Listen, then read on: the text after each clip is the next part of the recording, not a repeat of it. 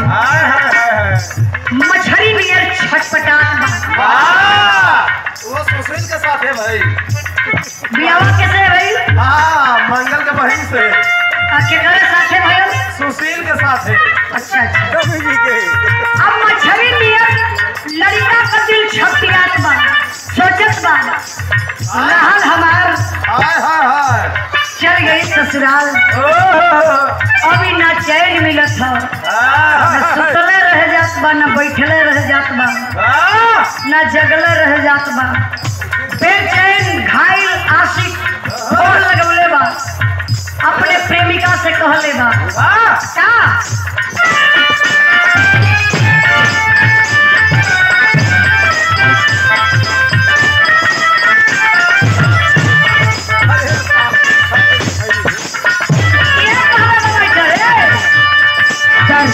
लवा में उठे लसर हो लवा में उठे लसर हो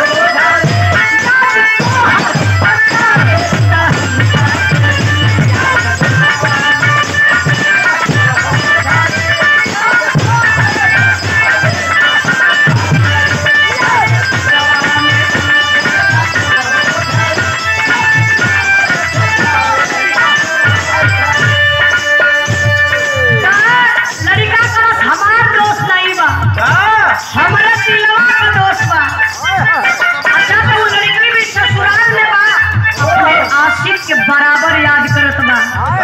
कलई दिलवा मानत ना बा, कहत बा दर्द दिलवा में उठे लसर हो दर्द दिलवा में उठे लसर हो